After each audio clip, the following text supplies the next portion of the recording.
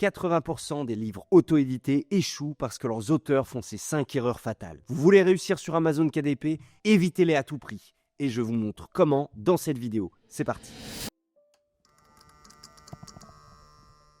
Quand j'ai débuté sur Amazon KDP, j'étais plein d'enthousiasme et de naïveté. J'ai enchaîné les faux pas et gaspillé une énergie folle. J'ai commis pas mal d'erreurs qui m'ont coûté excessivement cher. 9 ans plus tard, et après avoir accompagné des centaines d'auteurs vers la réussite, j'ai remarqué qu'en fait, on fait tous plus ou moins les mêmes erreurs. Alors, aujourd'hui, je vous propose de passer en revue ces 5 erreurs qui plombent votre aventure auto-édition et surtout, voir comment vous pouvez les éviter dès maintenant. On commence tout de suite avec la première erreur, et c'est sans doute la plus fréquente et la plus pénalisante aussi, parce qu'elle bloque littéralement vos chances de succès. C'est de ne pas choisir la bonne niche. C'est chaud. La plupart des auteurs écrivent simplement sur ce qui leur plaît ou ce qu'ils croient être intéressant sans jamais vérifier s'il existe un marché pour ça. C'est la pire des erreurs possibles. Résultat, ils produisent un livre que personne ne cherche, destiné à végéter dans les tréfonds d'Amazon. Je sais que vous avez des envies, je sais que vous pensez que votre livre, c'est le meilleur, mais vous n'êtes pas Marc Lévy ou Anna Gavalda. Vous n'êtes pas connu, et c'est ça la grande différence. Donc, votre première mission consiste à trouver et à valider une idée de livre. Trouver une niche qui vous passionne, c'est bien, mais s'assurer qu'elle est rentable, c'est encore mieux. Et c'est ça qui vous démarquera de ceux qui échouent. Comment est-ce qu'on valide une idée d'écriture ? Eh bien, simplement en se questionnant, en recherchant et en validant ses hypothèses. Il y a 3 composantes pour une idée de livre rentable. 1. Une demande active pour cette idée. 2. Des clients prêts à dépenser de l'argent pour cette idée. Et enfin 3. Une concurrence plutôt faible. Sans ces 3 composantes, votre livre ne vendra jamais. Ou alors très très peu. Demandez-vous, est-ce qu'il existe une demande active sur Amazon pour ce sujet ? Est-ce que les lecteurs sont prêts à payer pour ce thème ? Ou encore, est-ce que la concurrence est abordable ? Est-ce qu'elle est plutôt faible ? Fouillez un peu. Honnêtement, voyez un peu plus loin que le bout de votre nez, d'accord ? Perdez-vous sur Amazon, baladez-vous en librairie, guettez même vos propres centres d'intérêt, observez les saisons, ou même juste jetez un œil sur les réseaux sociaux pour flairer les tendances. Si votre idée coche ces 3 cases, demande active, public prêt à payer et concurrence raisonnable, là, vous avez une piste solide. Sinon, vous risquez un lancement très laborieux, voire un fiasco complet. Dans les faits, de manière théorique, c'est aussi simple que ça. Dans la réalité, c'est différent. Je vous l'accorde, mais dans les faits, c'est juste ça. En 2, avoir une couverture amateur. Rien ne tue plus un livre qu'une couverture bâclée, maladroite, voire repoussante. Les lecteurs jugent d'abord l'apparence avant de juger le contenu. Donc, si l'aspect visuel il n'attire pas, personne ne cliquera dessus et personne ne saura jamais à quel point votre contenu est formidable. Honnêtement, c'est vraiment la première chose que voient les lecteurs potentiels. C'est un élément sur lequel vous devriez passer le plus de temps en dehors du livre, en dehors d'écrire le livre. Vraiment, c'est la vitrine de votre magasin. Ok, on va faire un petit jeu. Projetez-vous un petit peu, d'accord ? On est dimanche matin. Il est 11h. Vous allez chercher le pain. Imaginez 2 boulangeries côte à côte. L'une qui a les vitrines cassées, il y a du verre partout sur le sol, du pain qui moisit dans l'aventure et il y a même un chien qui est en train d'uriner sur le pas de porte. L'autre, elle est tout simplement propre, alléchante et bien agencée, dans laquelle vous allez acheter votre pain. Évidemment, vous allez choisir la seconde. Sur Amazon, c'est pareil. Votre livre cohabite avec des dizaines, voire des centaines d'autres. Vous êtes en concurrence directe, côte à côte, comme ces 2 boulangeries. Donc, la moindre négligence visuelle et c'est fini. Si vous avez une couverture délabrée, vous ne vendrez rien. Alors, comment l'éviter ? Il y a 2 approches qui s'offrent à vous. Soit vous engagez un graphiste, si vous n'êtes pas à l'aise avec le design, soit vous apprenez vous-même les bases grâce à des outils comme Canva ou des formations. Mais ne négligez jamais, au grand jamais, cette étape. Faisons un autre petit jeu avant de passer à la suite. Vers quelle couverture est-ce que vous allez vous tourner si ce sujet vous intéressait ? Même si vous êtes une véritable quiche en design et en couverture, et que les goûts et les couleurs varient, eh bien, les éléments qui composent une bonne couverture sont tout de même facilement repérables. Je m'arrête là volontairement sur ce problème fréquent, parce qu'on pourrait y passer littéralement des heures. Et aussi parce que j'ai quelque chose qui pourrait vous aider à améliorer vos compétences en couverture. Je vous en reparle à la fin de la vidéo. Alors, restez bien jusqu'à la fin si vous voulez découvrir ce que c'est. La troisième erreur fondamentale, fatale, c'est une fiche produit mal optimisée. Amazon, c'est avant tout un moteur de recherche. Si vos mots-clés sont mal choisis, votre livre restera tout bonnement invisible. Personne ne le trouvera et personne ne l'achètera. C'est le but des mots-clés, c'est d'être mis en avant, de maximiser votre visibilité. Votre but, c'est d'être affiché dans votre catégorie de livres avec des mots-clés qui correspondent à votre genre, à vos thèmes et aux requêtes des clients. Ils doivent refléter avec justesse le contenu de votre ouvrage. Par exemple, un livre sur le jardinage n'a aucun intérêt à tenter des mots-clés qui tournent autour du domaine livre pour enfants. Pour le coup, ça serait totalement incohérent.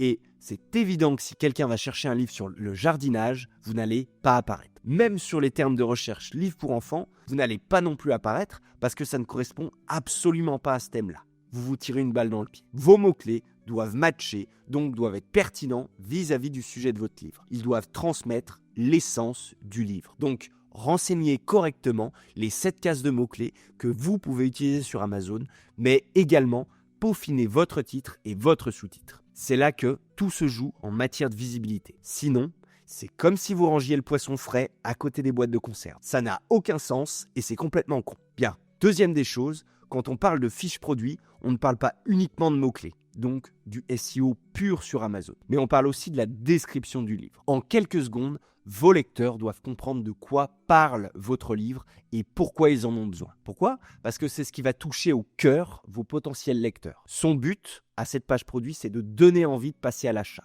donc de convaincre avec vos mots, l'art du copywriting. Que vous sachiez écrire, c'est une chose, que vous sachiez convaincre par vos mots, c'en est une complètement différente. Notre attention a considérablement diminué avec l'apogée des réseaux sociaux. Elle a chuté de plus de 25% depuis les années 2000. Et aujourd'hui, la durée d'attention moyenne d'un individu s'élève à seulement 8 secondes. Ce qui veut dire que vous avez seulement 8 secondes pour convaincre quelqu'un de rester sur votre page produit, de lire votre page de vente, votre page de description et d'acheter votre livre. La couverture capte l'attention, d'accord ? C'est ce qui permet à une personne d'aller faire un tour sur votre page produit. Une fois dessus, avec vos mots, vous devez captiver immédiatement votre potentiel lecteur. Votre but, en fin de compte, c'est de le faire rester et au final, d'acheter votre livre, de le faire rester sur votre page produit. Et pour ça, il y a une méthode de copywriting qui s'appelle l'AIDA. C'est l'acronyme de attention, intérêt, désir et action.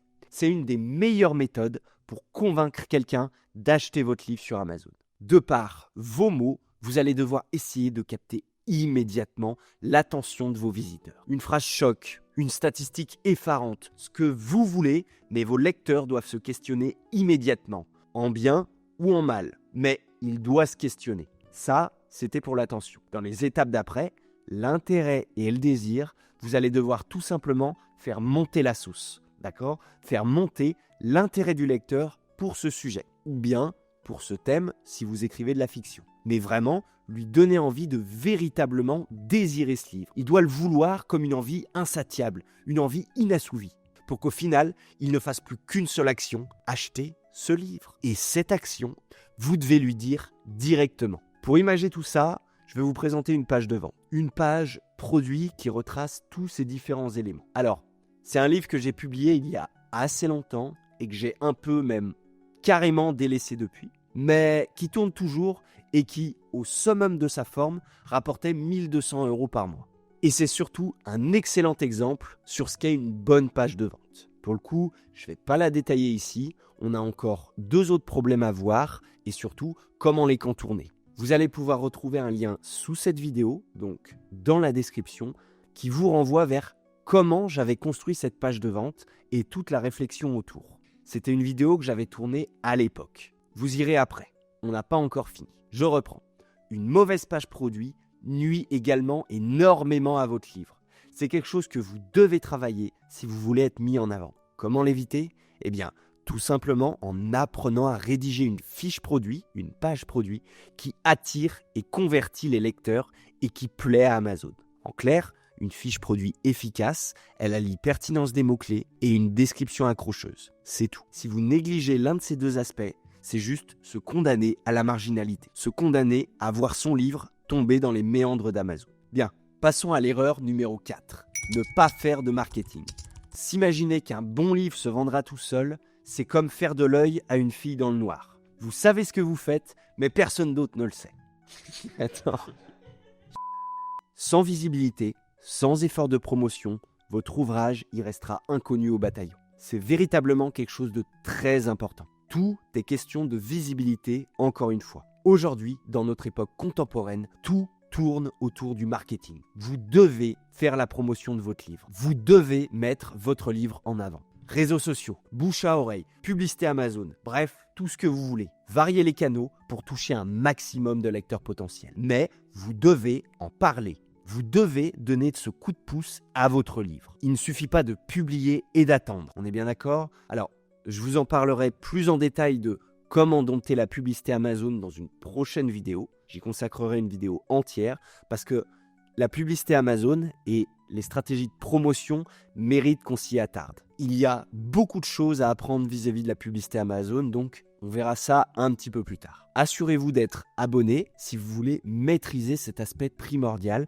et savoir quand la vidéo sortira. Je reprends. S'il y a une chose à retenir de cette erreur pour l'heure, c'est que sans marketing, vous êtes foutu. Point. Vous aurez beau avoir le meilleur livre du monde, une plume légendaire, la meilleure des couvertures et même une description qui hypnotise vos lecteurs. Sans le coup de pouce marketing, c'est mort. Publier un livre, c'est quelque chose à voir dans sa globalité. Ce n'est pas juste écrire un livre et c'est pas juste le publier sur Amazon pour espérer toucher le gros jackpot. C'est un ensemble d'actions à faire et à mettre en place pour maximiser votre succès. Ce qui m'amène à la dernière erreur, abandonner trop vite. Voilà, je pense, la plus grande erreur de toutes. Je pense que j'y reviendrai également plus en détail dans une prochaine vidéo.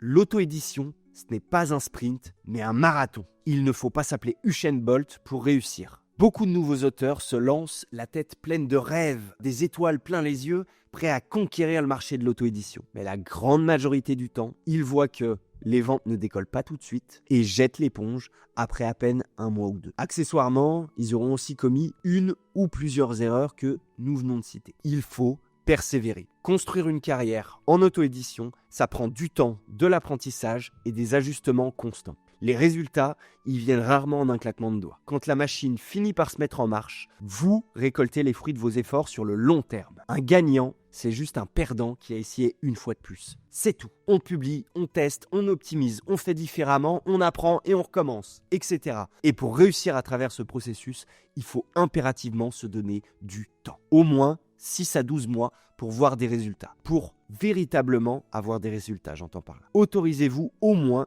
6 à 12 mois avant de juger de votre réussite. Ce n'est pas une méthode pour gagner de l'argent facilement et rapidement sans rien faire. Dixit, 2-3 cas sur YouTube. Je ne vais pas vous promettre monts et merveilles, absolument pas. Et si vous pensez ça de l'auto-édition, honnêtement, changez de business. C'est pas fait pour vous. Mais alors, pas du tout. Par contre, si vous avez cette passion de l'écriture, si vous avez envie de comprendre et de maîtriser tous les mécanismes qui composent le domaine de l'auto-édition, le domaine même de l'édition, et d'atteindre le succès grâce à ça, dans ce cas, je suis ravi de vous accueillir dans mon monde. Voilà, je pense qu'on a le compte. C'était les 5 erreurs que vous devez absolument connaître et éviter si vous voulez réussir en auto-édition. Une niche mal choisie, une couverture bâclée, une fiche produit mal optimisée, l'absence de marketing et un abandon prématuré. Si dès le départ, vous appliquez ces 5 conseils, du moins vous essayez au maximum de les appliquer, parce que je ne dis pas que vous allez tout faire parfaitement la première fois, d'accord ? C'est un processus, ok ? Mais en corrigeant progressivement ces points, vous allez accélérer de manière significative votre succès sur Amazon KDP et plus largement dans l'univers de l'auto-édition. On ne devient pas médecin du jour au lendemain, ni même plombier, ni même boulanger. On apprend avec le temps, avec la pratique.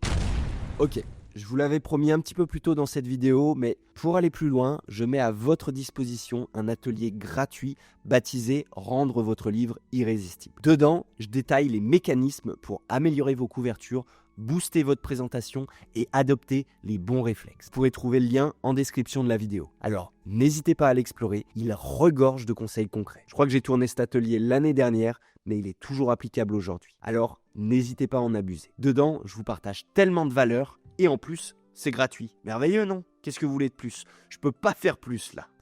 Avant de conclure cette vidéo, je tiens à féliciter chaleureusement le gagnant du tirage au sort de la dernière vidéo. Son nom va s'afficher juste ici. Bravo, tu as remporté 1 heure coaching avec moi. Félicitations, tu peux me contacter dès que possible à mon mail qui s'affiche ici et on pourra fixer un rendez-vous ensemble pour pouvoir avancer. J'espère juste que tu verras ce message. Vous aussi, si vous voulez tenter votre chance, eh bien à chaque nouvelle vidéo, je remets en jeu une séance de coaching d'une valeur de 150 €. Pour participer, c'est très simple. Abonnez-vous, likez cette vidéo et laissez un commentaire. Vous pouvez par exemple me dire quelles difficultés vous rencontrez en ce moment dans votre parcours d'auto-édition. C'est un exemple. Mais honnêtement, je me ferai un plaisir de vous répondre. Et le résultat du tirage au sort sera dévoilé jeudi prochain à 18 h avec la nouvelle vidéo. Merci d'avoir suivi ces 5 erreurs fatales à éviter. Si vous restez vigilant et appliquez ces conseils pas à pas, vous éviterez bien des désillusions et maximiserez vos chances de percer. À vous de jouer. Maintenant, prenez votre plume et poursuivez vos rêves. Allez, salut!